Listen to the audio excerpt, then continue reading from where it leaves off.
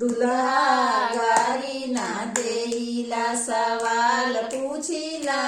दुल्हा गारी ना देहिला सवाल पूछिला। दुल्हा गारी ना देहिला तोहार मम्मी कुवार अपन पापा मांगिला। तोहार मम्मी कुवार अपन पापा मांगिला। दुल्हा गारी ना देहिला सवाल पूछिला। दुल्हा गारी ना देहिला सवाल पूछिला।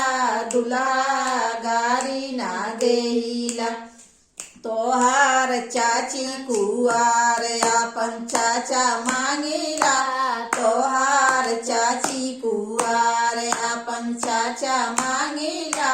दुल्हा गारी ना देहिला सवाल पूछिला।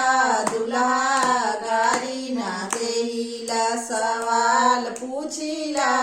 दुल्हा गारी ना देहिला तोहार भाभी कुवार अपन भैया मांगिला। तोहार भाभी कुवार अपन भैया मांगिला। तोहार भाभी कुवार दुल्हा गारी ना देहिला सवाल पूछिला। दुल्हा गारी ना देहिला सवाल पूछिला। दुल्हा गारी ना देहिला तोहार बहिनी कुवार अपन भैया मांगिला। तोहार बहिना कुवार अपन भैया मांगिला। दुल्हा गारी ना देहिला सवाल पूछिला। दुल्हा गारी ना देहिला सवाल पूछिला। दुल्हा गारी ना देहिला बतियवान गारी ना देहिला सवाल पूछिला। बतियवा गारी ना देहिला सवाल पूछिला। बतियवा गारी ना देहिला तोहार बहिनी कुवार हमर भैया मांगिला। तोहार बहिना कुवार अपन भैया मांगिला।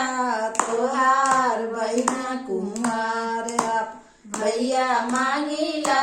तोहार बहिना कुवार अगुआ गारी ना देहिला सवाल पूछिला। अगुआ गारी ना देहिला सवाल पूछिला। अगुआ गारी ना देहिला तोहार माई कुवार हमर पापा मांगिला। तोहार माई कुवार अपन पापा मांगिला। तोहार माई कुवार